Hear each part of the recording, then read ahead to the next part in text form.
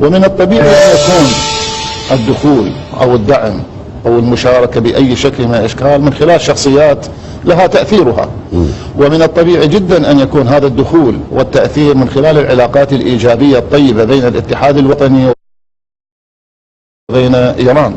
هذه علاقات مو اليوم، هذه علاقات قديمة من زمن النظام السابق، واستمرت هذه العلاقات وتواصل تجاري واقتصادي وعلاقات سياسية قديمة هذه. وطبيعي جدا لو لم تكن هذه العلاقة متينة وقديمة ما كان هناك تأثير لأي دور أو ما كان هناك دور لأي شخصية إيرانية، إنما أكو علاقة طيبة كانوا يسمعون النصيحة من هذه الجهة.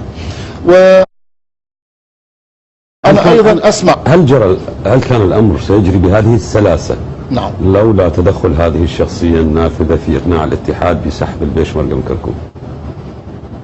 بصراحة رأيي ولا أدري بالحقيقة. نعم، لولا تدخل هذه الشخصية ممكن ما كانت الأمور تجري بهذه